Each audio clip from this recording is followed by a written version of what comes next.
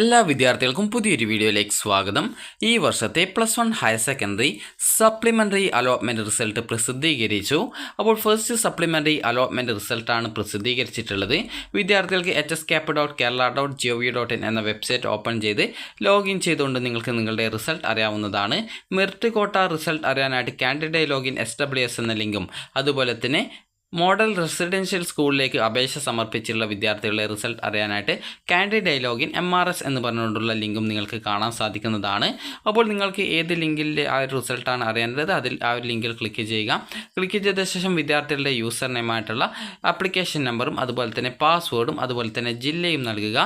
അപ്പോൾ vocational higher സെക്കൻഡറിയിൽ ആണെങ്കിൽ ഈ യൂസർ നെയിം എന്ന് പറയുന്നത് മൊബൈൽ നമ്പറാണ് എന്നുള്ളത് പ്രത്യേകം വിദ്യാർത്ഥികൾ ശ്രദ്ധിക്കേണ്ടതാണ്.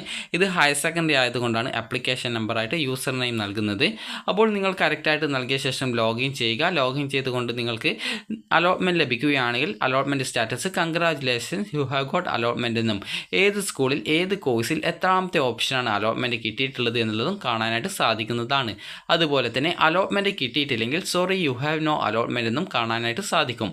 അലോട്ട്മെൻറ്റ് ലഭിച്ച വിദ്യാർത്ഥികൾ നിങ്ങൾക്ക് ഈ ഒരു ഫസ്റ്റ് സപ്ലിമെൻ്ററി അലോട്ട് റിസൾട്ട്സ് എന്ന ആ ഒരു ലിങ്കിൽ ക്ലിക്ക് ചെയ്യുക. ക്ലിക്ക് ചെയ്തുകൊണ്ട് നിങ്ങൾക്ക് വ്യൂ അലോട്ട്മെൻറ്റ് ലെറ്റർ അല്ലെങ്കിൽ പ്രിൻറ്റ് അലോട്ട്മെൻറ്റ് ലെറ്റർ എന്നിങ്ങനെ നിങ്ങൾക്ക് ഏതെങ്കിലും ഒരു ഓപ്ഷൻ കാണാം. അതിൽ ക്ലിക്ക് ചെയ്ത് നിങ്ങളുടെ 2 പേജുള്ള അലോട്ട്മെൻറ്റ് ലെറ്ററിൻ്റെ ആ ഒരു PDF ഡൗൺലോഡ് ചെയ്തെടുക്കുക. ആ ഒരു PDF പ്രിൻ്റ് ഔട്ട് എടുക്കുകയും അതിനുശേഷം അത് നിങ്ങൾക്ക് വേണമെങ്കിൽ സ്കൂളിൽ നിന്നും പ്രിൻ്റ് ഔട്ട് എടുക്കാൻ സാധിക്കും. അപ്പോൾ അവിടെ നിന്നും പ്രിൻ്റ് ഔട്ട് എടുത്ത ശേഷം വിദ്യാർത്ഥികൾ നിങ്ങളുടെ ആ ഒരു പ്രിൻ്റ് ഔട്ടിൽ നിങ്ങളുടെയും നിങ്ങളുടെ രക്ഷിതാവിൻ്റെയും സിഗ്നേച്ചർ അതായത് ഒപ്പിടുക.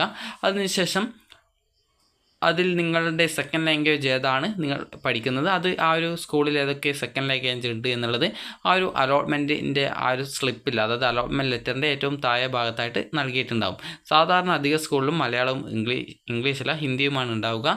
ചില സ്കൂളിൽ ജർമ്മനിയൊക്കെ ഉണ്ടാവും. അപ്പോൾ നിങ്ങൾക്ക് ഏതാണ് താല്പര്യം അതിനനുസരിച്ച് ആ ഒരു കോഴ്സ് എഴുതുക സെക്കൻഡ് ലാംഗ്വേജ് ആയിട്ട്.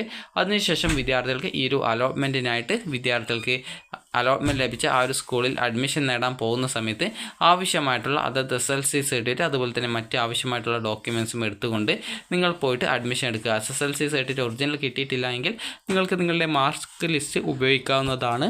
അപ്പോൾ വിദ്യാർത്ഥികൾക്ക് നാളെയും അതുപോലെ തന്നെ മറ്റന്നാളും അതായത് ഈ ഒരു ജൂലൈ 8-ാം തീയതി അതുപോലെ തന്നെ 9-ാം തീയതി വൈകുന്നേരം ഈ ഒരു 4 മണി വരെ അഡ്മിഷൻ നേടാവുന്നതാണ്. അപ്പോൾ വിദ്യാർത്ഥികൾക്ക് ഈ ഒരു വീഡിയോ ഉപകാരപ്രദമായിട്ടുണ്ടെങ്കിൽ ലൈക്ക് ചെയ്യുക, ഷെയർ ചെയ്യുക. Thank you for watching.